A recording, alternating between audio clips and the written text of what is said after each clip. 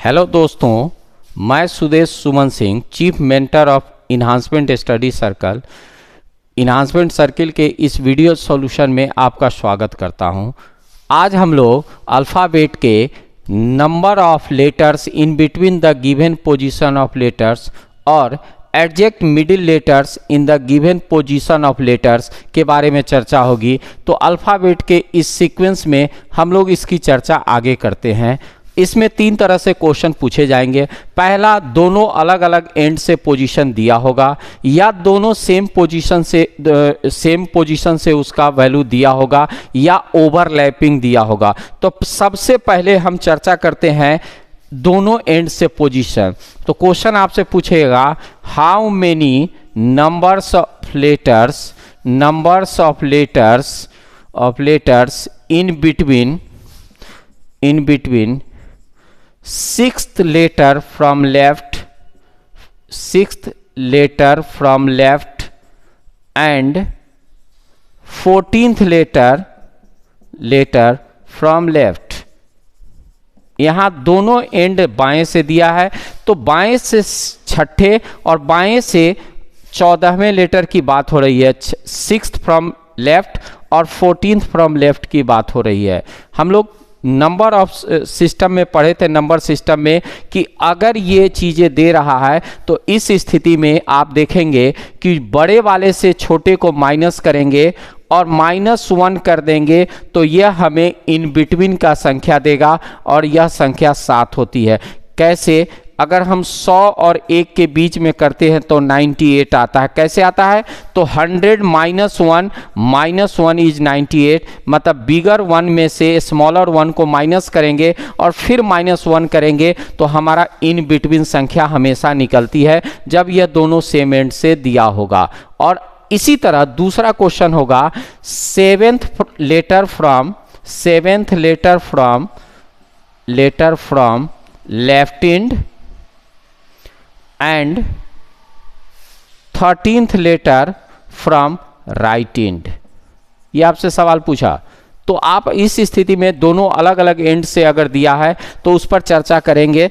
आप कैसे देखेंगे? तो अगर हम लेफ्ट और राइट की बात करते हैं तो दोनों अलग अलग एंड से होगा और ऐसी स्थिति में आप स्केच कर लेंगे। यहाँ से आप 13th की बात करते हैं राइट एंड से और लेफ्ट एंड से 7th की बात करते हैं। तो देखिए, ये और ये पोजीशन आपका यूज्ड है, तो टोटल 7 + 13 लेटर यूज हो गया, 20 लेटर यूज हो गया। टोटल 27 लेटर होते हैं, उसमें से 20 यूज हो गया, तो 7 is in between the given letters. ये दूसरी स्थिति होगी। तीसरे तरह के क्वेश्चन में जाएंगे तो ओवरलैपिंग की दी रहेगी और उसमें सवाल होगा दोनों का एंड बड़ा नंबर वैल्यू दिया होगा जो जोड़ने पर 27 से ज़्यादा होगा।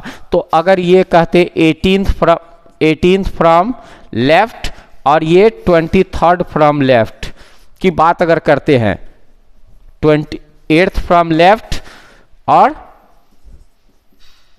23rd from right, 3rd from right की बात हो रही है। तो इस स्थिति में आप देखेंगे कि 18th फ्रॉम लेफ्ट और 23rd फ्रॉम राइट की बात अगर करते हैं तो आप उसे स्क्रीन पर ऐसे देख सकते हैं और उसे समझने के बाद आप इसे बहुत अच्छे से कर सकते हैं। जैसे अगर हम बात करते हैं 18th फ्रॉम लेफ्ट की बात, तो हम यहाँ से जाते हैं 18th, यहाँ से पार कर गए 18th पर आ गए, और राइट से 23rd, मतलब ये निश्चित तौर पे 27 से ज़्यादा है तो एक दूसरे को यह ओवरलैप कर देगा।